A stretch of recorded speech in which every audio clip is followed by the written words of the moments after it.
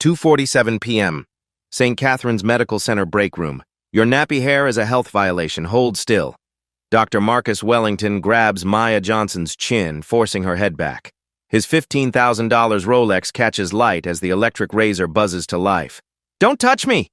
Maya tries to pull away, but Wellington's grip tightens. "Listen here, welfare queen. I'm the chief of cardiology. You're just another diversity hire who doesn't belong in my hospital." His voice drips contempt as dark curls fall around her chair. "This is assault! Someone stop him!" Maya's voice cracks, but the 12 staff members just watch. Some film on phones.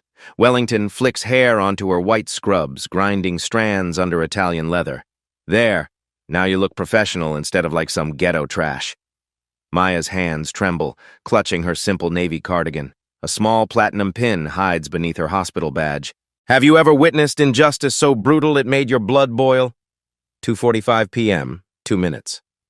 Earlier, Maya had entered quietly, carrying her modest lunch in a reusable container. The break room buzzed with afternoon chatter until Dr. Wellington's voice cut through. "So this diversity hire walks into the ER." Wellington gestured dramatically to his audience of residents. "Claims she's qualified for trauma surgery. I said, 'Honey, the only thing you're qualified for is food stamps.'" Laughter rippled through his circle. Maya found an empty table in the corner, pulling out patient charts on her tablet. She'd heard worse. 28 years old, magna cum laude from nursing school, working nights to pay off student loans while caring for her sick mother. Dr. Wellington noticed her. His pale blue eyes narrowed. 2:47 p.m. Well, speaking of affirmative action disasters." Wellington approached her table, his $3,000 suit commanding attention. "That hair is a walk-in health code violation." Maya looked up calmly. "Dr. Wellington, my hair meets all hospital standards. It's properly contained." "Contained?" He laughed harshly. "That nappy mess could harbor bacteria. You're putting patients at risk with your ghetto grooming habits." The room fell silent. 12 staff members turned to watch. Maya's fingers tightened around her tablet, but her voice remained steady. "My hair is clean and professional.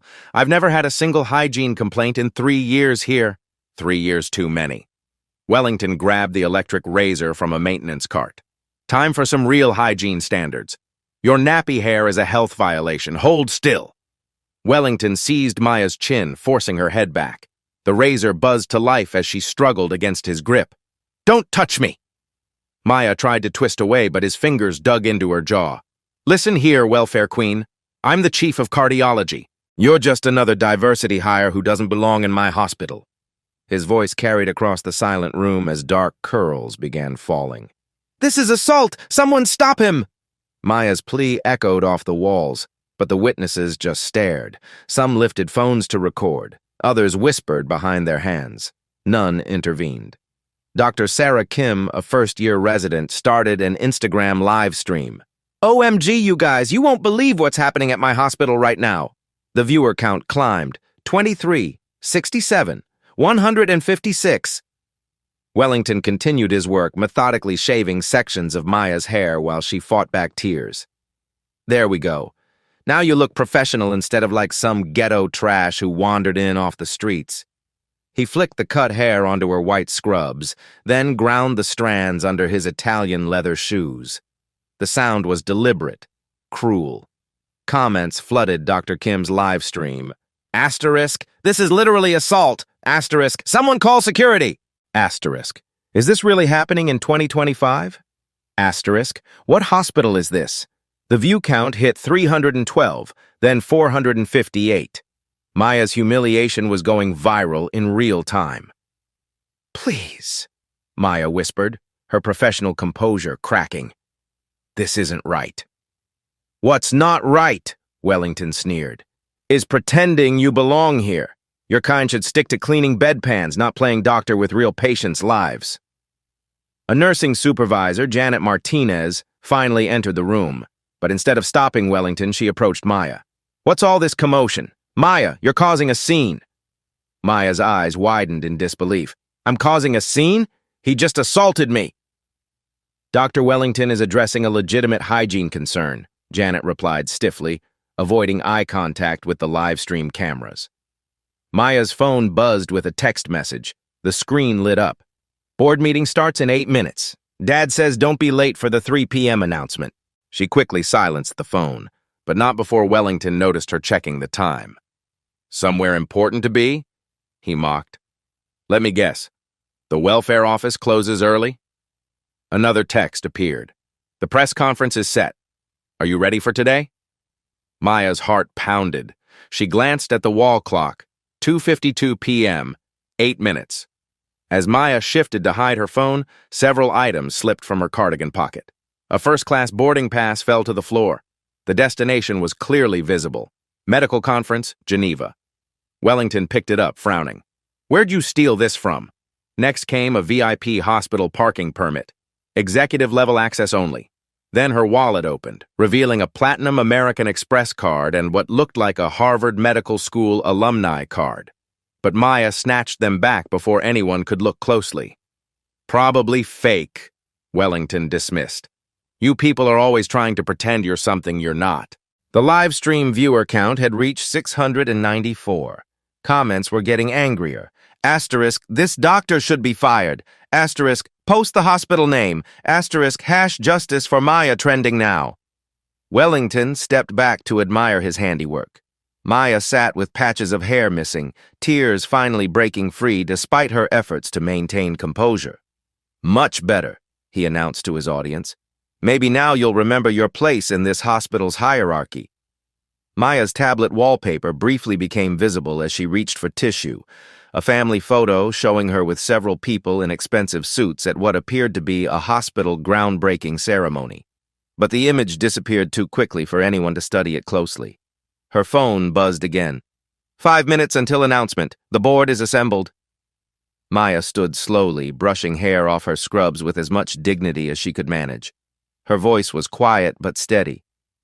Doctor Wellington, are you familiar with Section 1557 of the Affordable Care Act regarding discrimination in healthcare settings? Wellington laughed. Save your Google searches for someone who cares, sweetheart. Security. A reluctant security guard approached.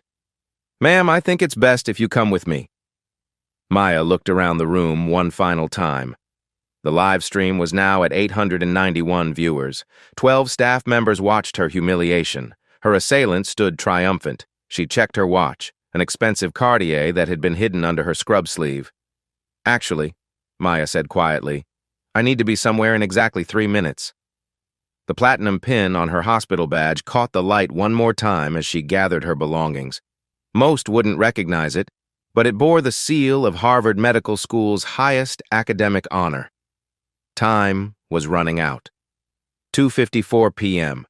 Maya stood in the doorway, patches of her natural hair scattered across the break room floor like evidence of a crime. Security guard Tom Williams, a heavy-set black man in his 50s, approached reluctantly.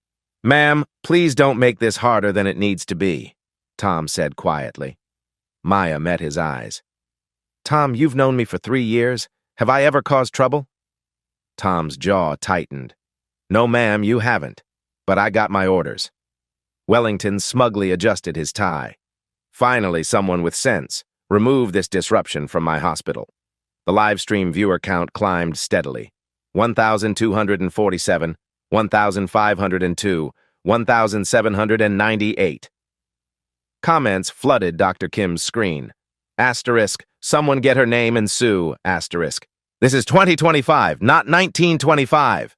Asterisk, where are the other doctors? Asterisk, post the hospital address. Dr. Kim adjusted her angle. Guys, I'm documenting the most racist thing I've ever witnessed. Wellington noticed the camera. Turn that off immediately. This is a private medical facility. Actually, this is a public space and I have every right to record, Dr. Kim replied boldly. 2:55 p.m. hospital PR manager Rebecca Lane burst through the doors, face pale and phone pressed to her ear. She took one look at the scene and her professional composure cracked. Dr. Wellington, what exactly is happening here? Simply addressing a hygiene violation, Wellington replied smoothly. This employee was non-compliant with safety standards. Rebecca's eyes darted to the live stream, now showing 2,156 viewers. Her phone buzzed constantly. The hospital's social media mentions were exploding. Sir, with respect, this appears to be Appears to be what? Wellington's voice turned sharp. Are you questioning my medical judgment? I'm the chief of cardiology. She's a night shift nurse who clearly doesn't understand professional standards. Maya's phone buzzed. 2 minutes. The press is asking questions. She typed back. Almost ready. Wellington noticed her texting. Still playing make-believe? Who are you texting? Your parole officer? Doctor. Kim continued her live stream. This is absolutely insane. The chief of cardiology just literally shaved a black nurse's hair off and now they're trying to escort her out like she's the criminal. Comments exploded. Asterisk. Hash. St. Catherine's Hospital hash racism. Asterisk. Viral this now. Asterisk. She should sue for millions. Asterisk. Call the news stations. 2:56 p.m. more staff crowded the doorway. Word was spreading through hospital corridors. Nurses from other floors appeared. Residents peeked around corners. Some looked horrified. Others whispered, careful not to challenge Wellington's authority. Dr. James Park, a Korean-American surgeon, stepped forward. Marcus, maybe we should... Should what, James? Wellington's eyes blazed. Coddle another diversity hire who can't handle basic professional standards? This is exactly what's wrong with modern medicine. Too much political correctness, not enough actual competence. Young nursing assistant Maria Gonzalez spoke from the back. Doctor, Wellington, Maya is one of our best nurses. Patients request her specifically. Wellington whirled around. And who asked for your opinion? Another one who probably can't speak English properly? The racist attack on Maria caused audible gasps. Dr. Park stepped forward, face flushed with anger. That's enough, Marcus. This has gone too far. Has it? Wellington's voice rose. I'm tired of pretending these people belong in professional settings. They lower our standards, play victim when called out, and drain resources from qualified candidates. Maya remained by the door, dignity intact. Dr. Wellington, you've committed assault and battery. You've violated my civil rights, and you've done it all on camera. Wellington laughed harshly. Assault? I corrected a hygiene problem. Sue me. With what lawyer? With what money? Girls like you all talk. Tom shifted uncomfortably. Doc, maybe we should just... Maybe nothing. Wellington snapped. Do your job or find another one. That goes for anyone else who wants to challenge my authority. The threat hung in the air. Wellington had powerful board connections. He could destroy careers with a phone call. 2:57 p.m. The live stream hit 2,847 viewers. Hash St. Catherine's racism was trending. Screenshots spread across every platform. Local news stations picked up the hashtag. The hospital's accounts were bombarded with angry comments. Rebecca Lane frantically coordinated damage control, but the story spread like wildfire. Maya's phone rang. Dad. She declined, but others noticed the expensive iPhone and several missed calls. Wellington saw the Cartier watch beneath her scrub sleeve. Uncertainty flickered across his face. Popular today, aren't we? Wellington mocked, pushing down doubts. Let me guess. Baby daddy wondering where his welfare check is? Several staff members flinched at the cruelty. Even Tom looked ashamed. Doctor, Kim's comments turned vicious toward Wellington. Asterisk. This man is pure evil, asterisk. Fire him now, asterisk. Someone docks this racist. Maya checked her watch. 1 minute. Dr. Wellington, do you know what happens when discrimination lawsuits hit teaching hospitals? Wellington's smirk faltered. What are you babbling about? Federal funding gets reviewed, medical residents get reassigned, accreditation gets questioned. Maya's voice remained calm. Are you familiar with Title VII of the Civil Rights Act? I'm familiar with uppity nurses who don't know their place, Wellington shot back, but with less confidence. 2:58 p.m. CEO Drive Richard Stone appeared in the hallway, wearing an expensive suit and grim expression suggesting he'd heard about the situation. Rebecca immediately went to him, whispering urgently about viral live stream and trending hashtags. Dr. Stone's face darkened as he listened. His eyes found Maya across the room, not with pity, but with something like recognition. Wellington straightened confidently. Richard, good timing. I was just handling a personnel issue. Some people can't accept constructive feedback. Dr. Stone observed silently, taking in Maya's shaved head, scattered hair, filming phones, and crowded staff. Marcus, Dr. Stone said slowly, perhaps we should discuss this privately. Nothing to discuss. Basic hygiene enforcement, hospital policy. Maya's phone buzzed. 1 minute, everyone's waiting. She typed back. On my way. Wellington caught her texting. Still living in Fantasyland? Who are you possibly texting that matters? 2:59 p.m. The livestream reached 3,402 viewers. Someone had posted the hospital's phone number and board members' names in the chat. Last chance, Tom said softly. Please just come with me, peaceful-like. Maya looked at Tom with sympathy. You're a good man, Tom. You're just following orders. But some orders are wrong. Wellington stepped closer, whispering menacingly, Listen carefully, welfare queen. Walk out now with dignity, or I'll make sure every hospital in this city knows you're in trouble. I'll destroy any chance you have of working in healthcare again. Maya met his gaze steadily. Dr. Wellington, are you threatening me? I'm educating you about reality, he replied louder. I have influence, I have power, I have 30 years of connections. You have nothing but attitude. The clock showed 2:59 p.m. Maya's phone rang. She answered the speaker. Maya? Honey, where are you? The voice was warm, authoritative, upper class. I'm handling something, Dad. I'll be right there. Dad? Wellington laughed loudly. Seriously? Some fake daddy calling to save you? What's next? Claiming your royalty? The board is assembled, the voice continued. The press conference starts in 30 seconds. We can't announce the new hospital director without you there. Complete silence. Wellington's face went white. Maya smiled for the first time. Actually, Dr. Wellington, I think it's time you met my father. She walked toward the door. Tom stepped aside automatically. Dr. Wellington, Maya said, turning back, when someone tells you they're going to be somewhere in exactly 3 minutes, maybe you should ask where they're going. The live stream hit 4,127 viewers as Maya headed toward the elevator to the executive conference room. Behind her, Wellington stood frozen. The electric razor fell from his numb fingers, clattering beside the scattered remnants of Maya's hair. 3 p.m., executive conference room, 20th floor. Maya stepped out of the elevator into the marble-floored executive suite. Through floor-to-ceiling windows, the city sprawled below. A mahogany conference table dominated the room, surrounded by 12 leather chairs occupied by St. Catherine's Board of Directors. At the head of the table sat Chairman Robert Johnson, Maya's father. 62 years old, distinguished silver hair, wearing a $5,000 suit that commanded respect. His eyes softened when he saw his daughter's shaved head, but his expression remained professionally neutral. Ladies and gentlemen, Chairman Johnson announced to the room, I'd like you to meet our new hospital director, my daughter, Dr. Maya Johnson. The board members, mostly older white men in expensive suits, turned to study Maya. Several looked surprised at her appearance, but none dared question the chairman's choice. Maya took her seat at the table, pulling out a leather portfolio. Thank you, Dad.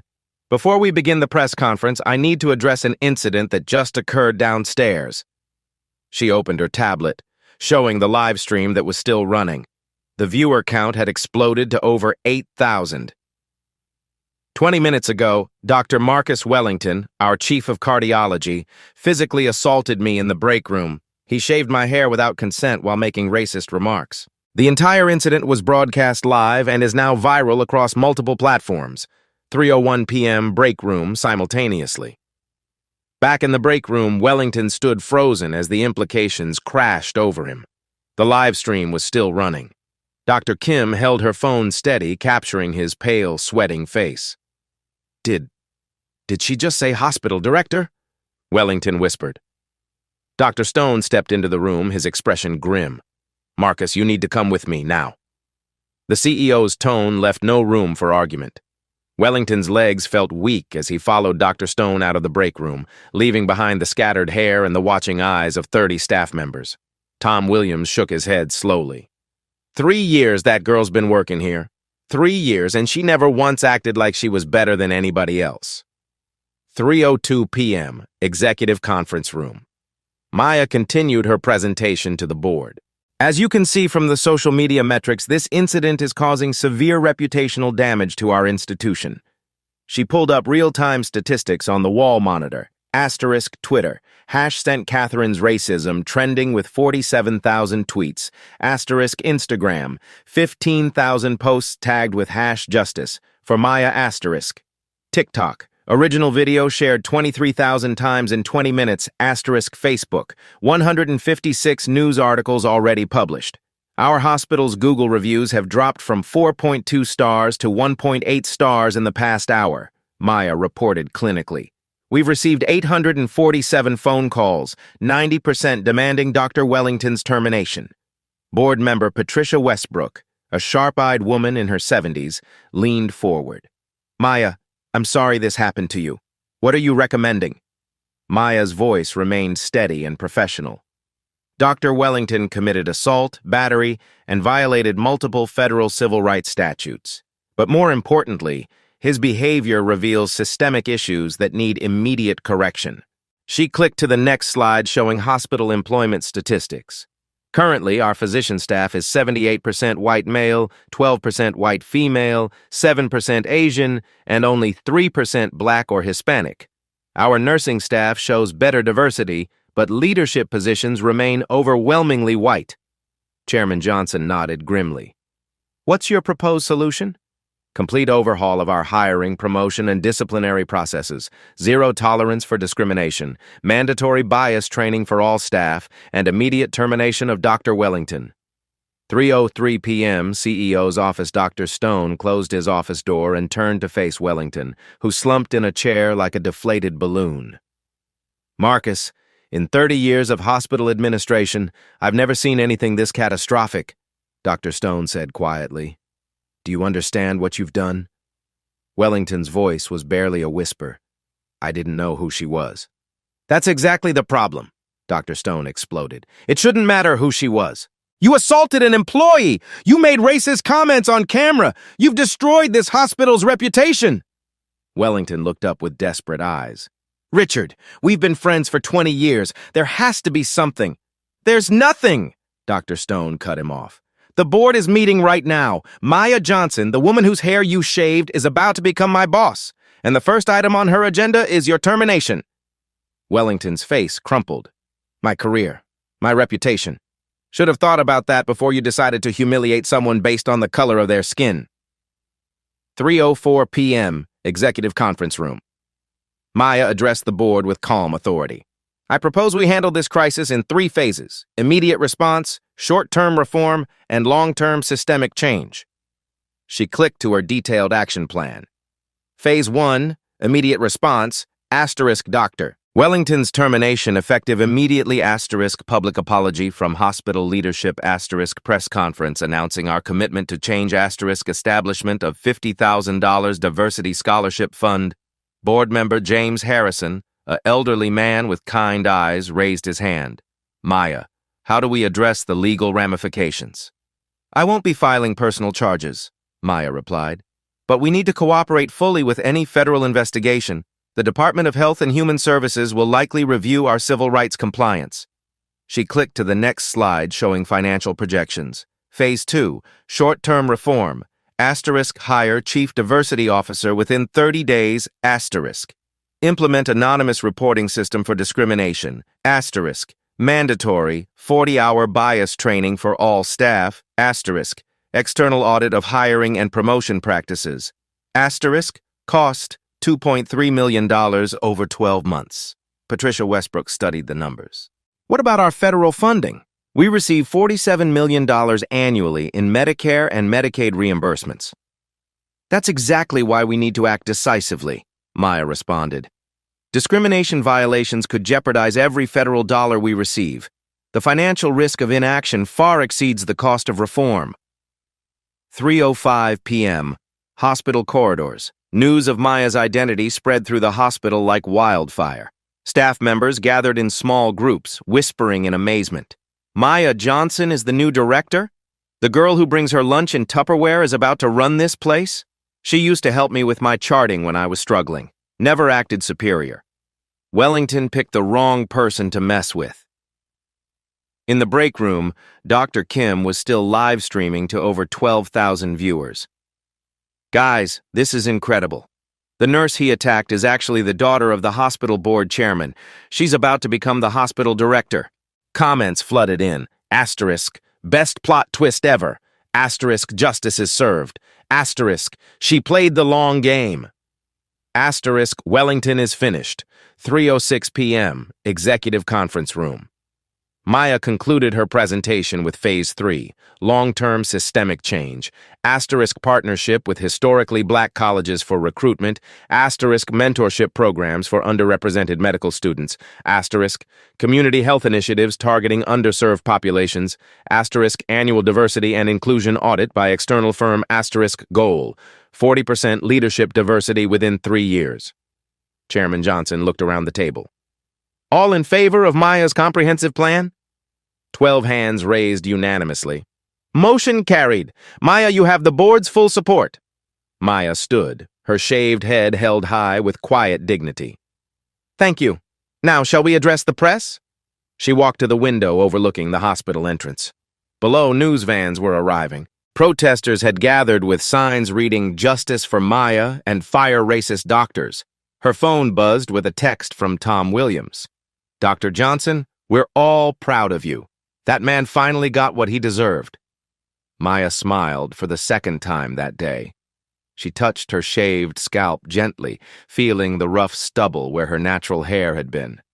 Dad, she said quietly, I'm ready to face the cameras. Chairman Johnson joined her at the window. Are you sure you want to do this today, after what you've been through? Maya's voice was strong and clear. This isn't about what happened to me. This is about making sure it never happens to anyone else. She gathered her materials and headed toward the door. Besides, I've been preparing for this moment my entire life. 3:07 p.m. As Maya walked toward the elevator that would take her to face the press, her reflection caught in the polished elevator doors. The shaved patches in her hair were visible, but so was something else. Quiet power, unshakable dignity, and the confidence of someone who had just transformed personal humiliation into systemic change. The elevator doors opened.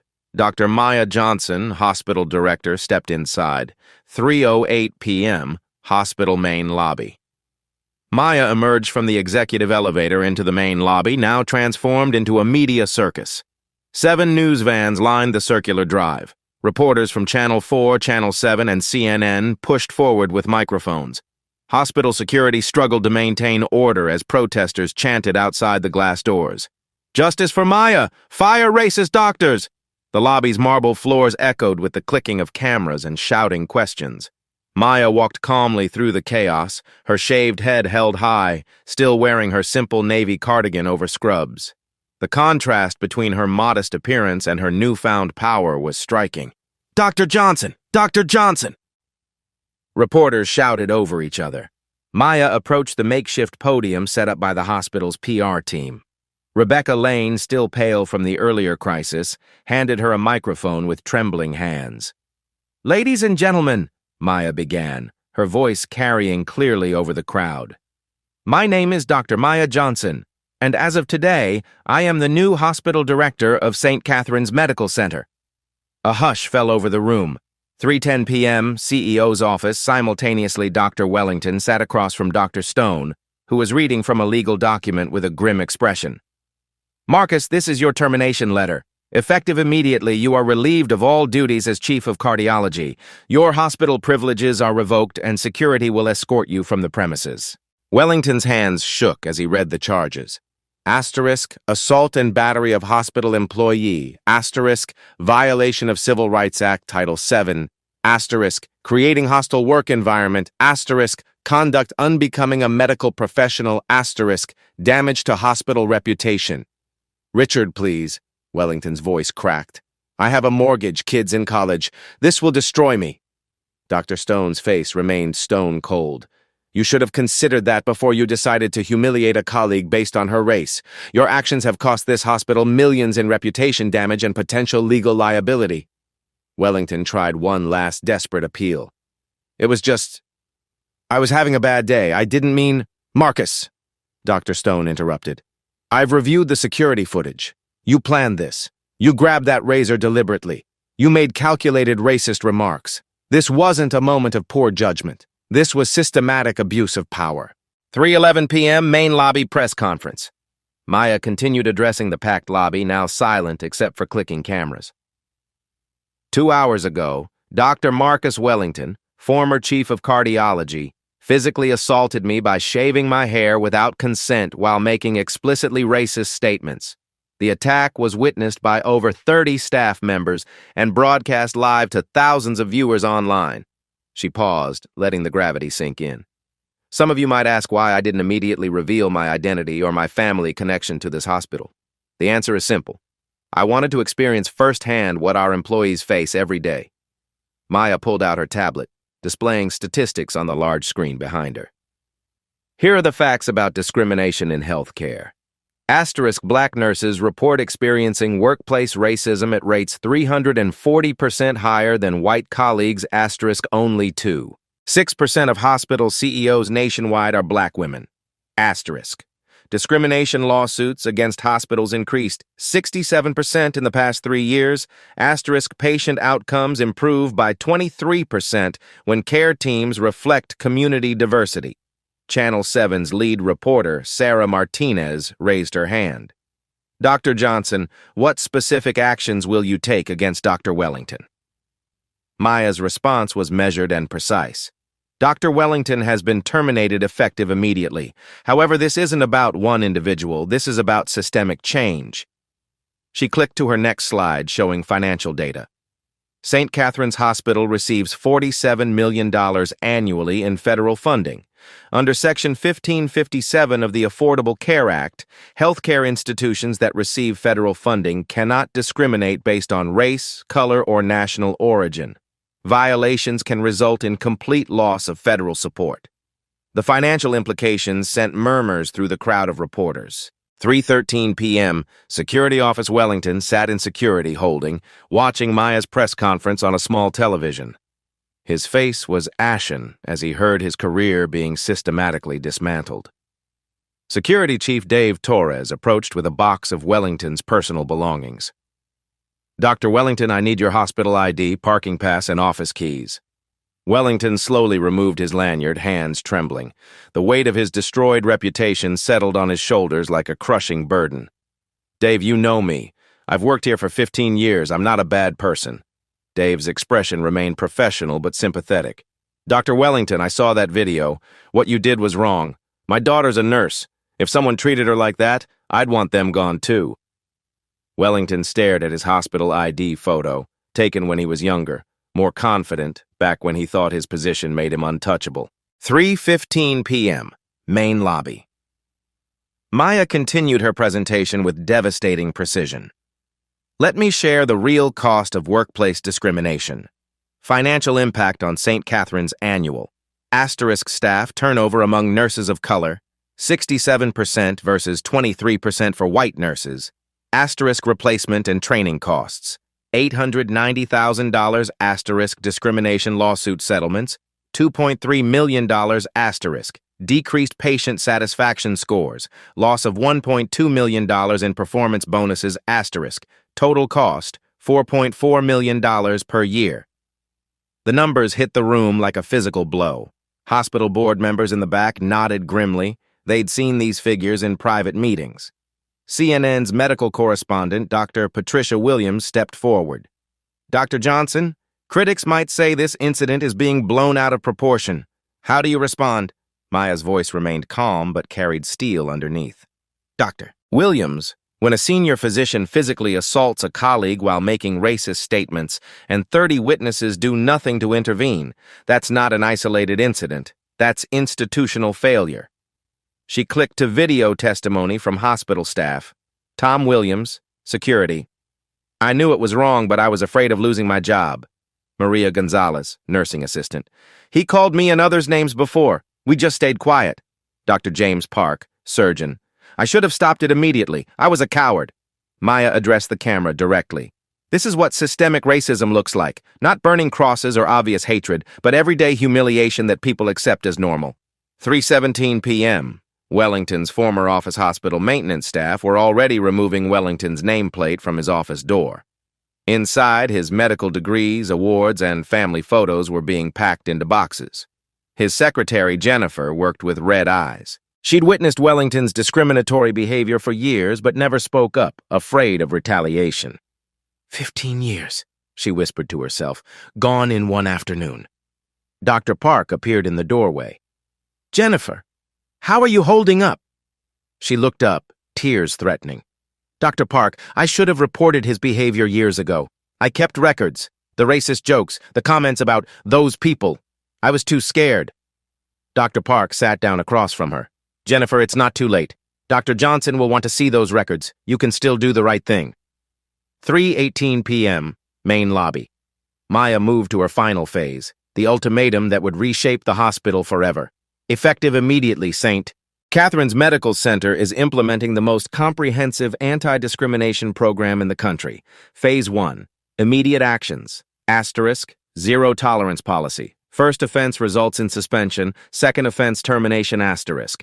Anonymous reporting system with external oversight. Asterisk. $100,000 emergency fund for affected employees. Asterisk. Independent civil rights audit beginning next week. She paused for emphasis.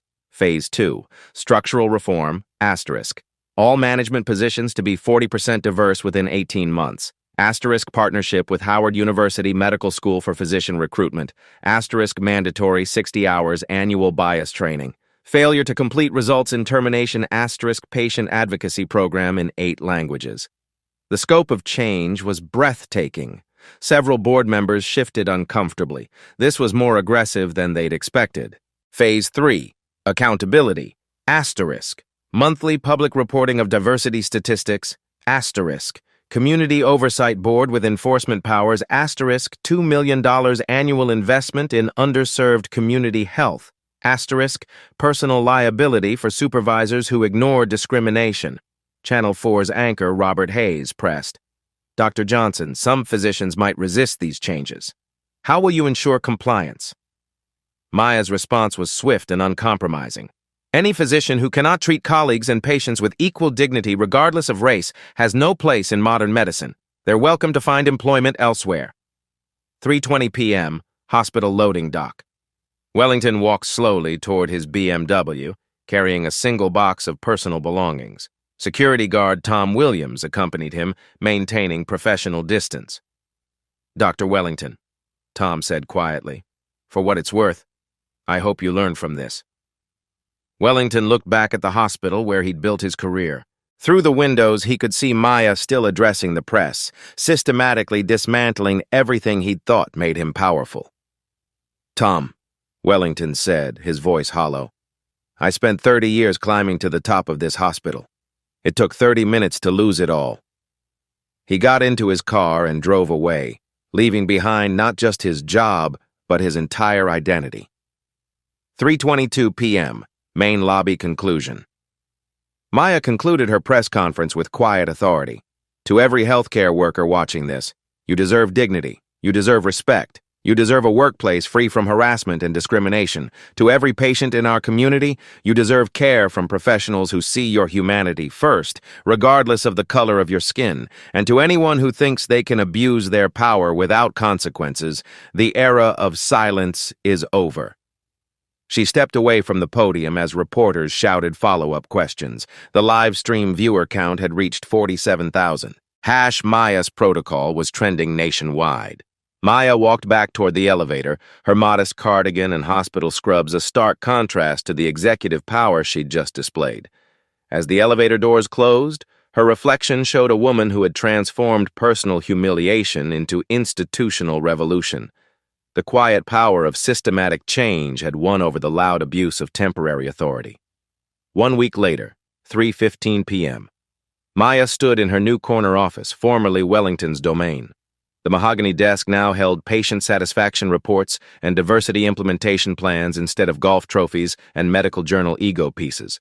Through floor-to-ceiling windows, she watched news crews finally packing up from the hospital entrance. Her assistant knocked softly. Dr. Johnson, you have the termination hearing results. Maya opened the sealed envelope from the hospital's legal department. The medical board had acted swiftly. Dr. Marcus Wellington, final disposition. Asterisk. Employment terminated for cause asterisk. Medical privileges permanently revoked at St. Catherine's asterisk. Referred to State Medical Board for license review. Asterisk. Banned from all hospital premises. Asterisk. No severance package or benefits continuation asterisk. Public apology required as condition of neutral reference. Maya set the document aside without satisfaction.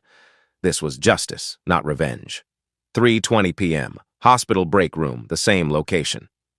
The break room had been transformed. A large plaque now hung where Wellington had humiliated Maya. Maya's protocol, zero tolerance for discrimination, implemented March 15, 2025. Nursing staff gathered around new diversity training materials. Tom Williams, promoted to Director of Workplace Safety, led the session. This anonymous reporting app goes live today, Tom explained to the mixed group of doctors, nurses, and support staff. Any incident gets investigated within 24 hours by external auditors, not hospital administration. Dr. Kim, the resident who live-streamed the original assault, raised her hand. Tom, what happens if someone files a false report? Same consequences as discrimination. Suspension pending investigation. We're serious about both protecting victims and preventing abuse of the system. Maria Gonzalez, the nursing assistant Wellington had attacked, stood up. I want everyone to know. I filed 3 reports this week. 3 different doctors who made comments about my accent, my citizenship, my intelligence. All 3 are now in mandatory sensitivity training. Applause filled the room. For the first time in years, staff felt empowered to speak truth to power. 3:25 p.m., medical staff lounge Dr. James Park sat with 5 other physicians, reviewing the new mandatory training requirements. The 60-hour bias education program was comprehensive. Unconscious bias recognition, cultural competency, legal consequences of discrimination, and patient advocacy. 60 hours seems excessive, complained Dr. Robert Hayes, an older orthopedic surgeon. You know what's excessive? Dr. Park replied firmly. Watching a colleague get assaulted while doing nothing. I'll never forgive myself for that moment of cowardice. Dr. Janet Martinez, the nursing supervisor who initially sided with Wellington, entered quietly. She'd been demoted to staff nurse and required to complete 120 hours of additional training. James, she said, I wanted to apologize publicly. I failed Maya when she needed support. I failed every nurse of color in this hospital. I'm trying to do better. The room fell silent. Public accountability was becoming the new normal at St. Catherine. 3:30 p.m. Maya's office, Rebecca Lane, knocked and entered with social media analytics. Dr. Johnson, the numbers are remarkable. Our hospital's reputation has completely transformed. 1-week results. Asterisk Google reviews. Up from 1.8 to 4.7 stars. Asterisk hash. Maya's protocol. 2.3 million uses across all platforms. Asterisk job applications from diverse candidates. Up 847%. Asterisk patient satisfaction calls. Up 234%. Asterisk community trust surveys. Highest in hospital history. Maya studied the data. What about financial impact? Incredible. 3 major medical malpractice insurers have offered us premium reductions for implementing comprehensive bias training. We'll save $1.8 million annually just on insurance costs. Rebecca continued. The Diversity Scholarship Fund has raised $290,000 in donations. Howard University Medical School wants to establish a residency pipeline. The NAACP is nominating you for their Healthcare Leadership Award. Maya smiled. And federal funding? Secure. The Department of Health and Human Services sent a commendation letter. We're being held up as a model for other institutions. 3:35 p.m., Patient Care Unit. Maya made her daily rounds, something Wellington never did. She stopped at room 314 where Mrs. Eleanor Washington, an elderly black woman, was recovering from heart surgery. How are you feeling today, Mrs. Washington? The patient's eyes lit up. Oh, honey, you're the young doctor I saw on the news, the one who stood up to that racist man. Maya sat down, taking the woman's hand. I'm the new hospital director. How has your care been? Child, let me tell you something. I have been coming to this hospital for 20 years. For the first time in my life, the nurses smile when they see me. First time doctors explain things in words I understand. For the first time, I feel like they care about me as a person. Maya's throat tightened. This was why the fight mattered. 3:40 p.m., Wellington's suburban home 50 miles away, Marcus Wellington sat in his empty house. His wife had taken the children to her mother's. His medical practice partnerships had been dissolved. Local news crews occasionally drove by, but the story had largely moved on. His phone rang. Dr. Richard Stone's name appeared. Marcus, I'm calling with an update. The state medical board completed their review. Wellington held his breath. Your license is suspended for 2 years minimum.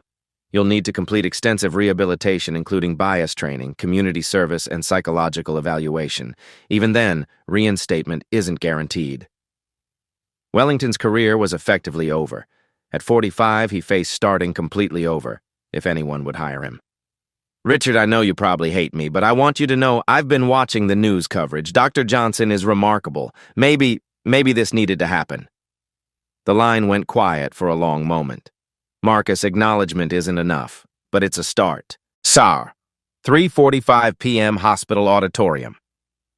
Maya addressed 200 staff members at the mandatory all-hands meeting. A banner behind her read, St. Catherine's Commitment, Excellence Through Equity.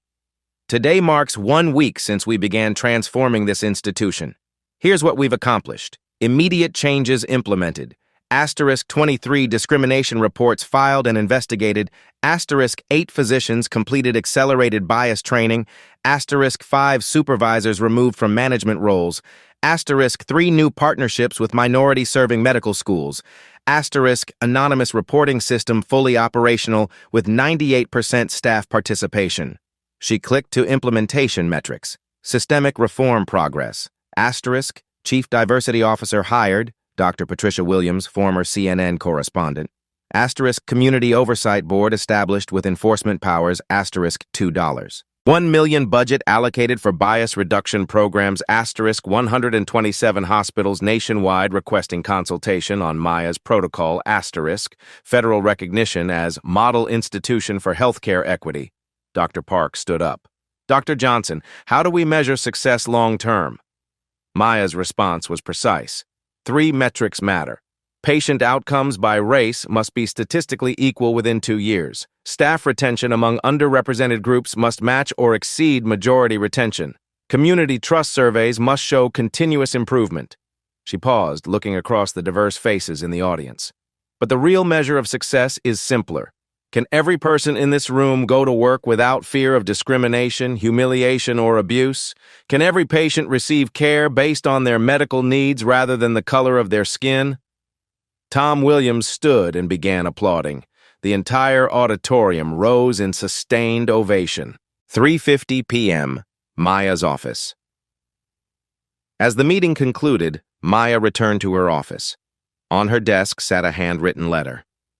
Dr. Johnson, I was one of the residents who watched your assault and did nothing. I was a coward. But watching your transformation of this hospital has inspired me to be better. Thank you for showing us that real power comes from lifting others up, not tearing them down. Dr. Sarah Kim. Maya touched her hair, now growing back in short, natural curls. The physical wound was healing, but the institutional changes would last decades. She opened her laptop to review tomorrow's agenda. Finalizing partnerships with 3 historically black colleges, interviewing diverse medical director candidates, and reviewing patient outcome data by demographic.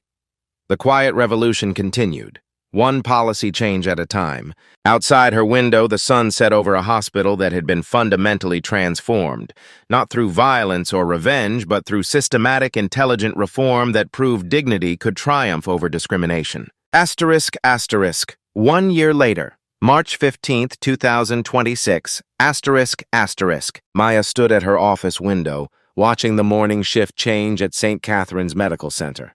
Her natural hair had grown into a beautiful crown of curls, a stark contrast to the shaved patches from exactly 1 year ago. On her desk sat 2 items, the original photo of her humiliation and a letter from Harvard Medical School announcing the Maya Johnson Fellowship for Healthcare Equity, funded with a $5 million endowment. Maya had transformed her trauma into triumph. She kept the photograph not as a reminder of pain, but as proof that dignity could emerge from degradation.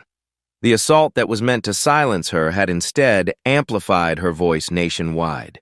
That day, I learned that real power isn't the ability to humiliate others, she reflected during a recent interview. Real power is the capacity to transform systems so no one else experiences that humiliation. She used the incident as a teaching tool in every hospital orientation, mentoring young nurses who faced similar discrimination and speaking at medical conferences about unconscious bias. The Maya's protocol had spread like healing medicine across American healthcare.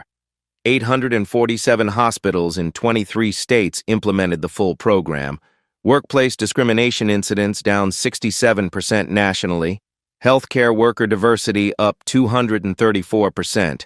$47 million in federal grants awarded to participating institutions. 12,000 medical professionals completed bias training. But Maya measured success differently.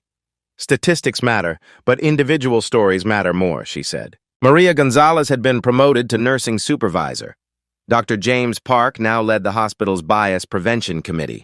Even Tom Williams had been promoted to director of workplace safety, ensuring no employee would ever stand alone against abuse again. Maya's story had sparked a national conversation about dignity in healthcare. Congressional testimony led to $150 million in federal funding for equity initiatives. International medical journals published her research. The World Health Organization invited her to address bias in global healthcare systems. The girl they thought they could silence became the voice of systematic change, noted a Harvard Business Review case study on her leadership. Maya's approach, using data instead of anger, policy instead of protests, education instead of retaliation, had proven that intellectual solutions lasted longer than emotional responses. Maya's philosophy had become a healthcare industry standard. Treat the system, not just the symptoms. Rather than simply punishing Wellington, she had diagnosed the institutional disease that created him. Rather than seeking personal compensation, she had built systems ensuring future protection for thousands. Revenge would have satisfied my anger for a day, Maya explained to Time magazine. Reform will protect people for decades. Her story proved that preparation meeting opportunities could overcome prejudiced meeting power. Her Harvard education, her father's connections, her strategic thinking, all had converged at the moment she needed them most. Maya's work was far from finished. She now served on boards of 3 major medical schools, consulted with 127 hospitals on implementing equity protocols, and testified regularly before Congress on healthcare discrimination. Wellington had faded into obscurity. His medical license permanently revoked, his career destroyed, his family relationships strained. He had become a cautionary tale rather than a power player. Maya felt no satisfaction in his downfall, only determination that no other healthcare worker would face what she had endured. Maya concluded her Harvard keynote address with a direct challenge. Every person in this auditorium has witnessed workplace discrimination. Every single one. The question isn't whether you've seen injustice, it's whether you've had the courage to stop it. She looked across the packed auditorium of future healthcare leaders. To every medical student here, you'll encounter bias in your career. When you do, remember that silence is complicated. Speak up, act up, stand. To every practicing physician, your colleagues are watching how you treat people who look different from you. Be the example that proves excellence comes in every color. To every healthcare administrator, your policies either protect dignity or enable discrimination. Choose carefully. Maya stepped away from the podium to thunderous applause, but her final words carried over the ovation. Have you witnessed workplace injustice and stayed silent? Share your story in the comments. Your voice matters. Your courage can change everything. ****. If Maya's story inspired you, share this video with 3 colleagues who need to see that quiet strength can transform entire systems. ***. Subscribe to Black Tales Stories for more accounts of everyday heroes creating extraordinary change through intelligence, dignity, and determination. ***. Join our community of viewers who believe in systemic change over silence. Together, we can ensure that dignity wins over discrimination every time. ***. The quiet revolution continued, one shared story at a time.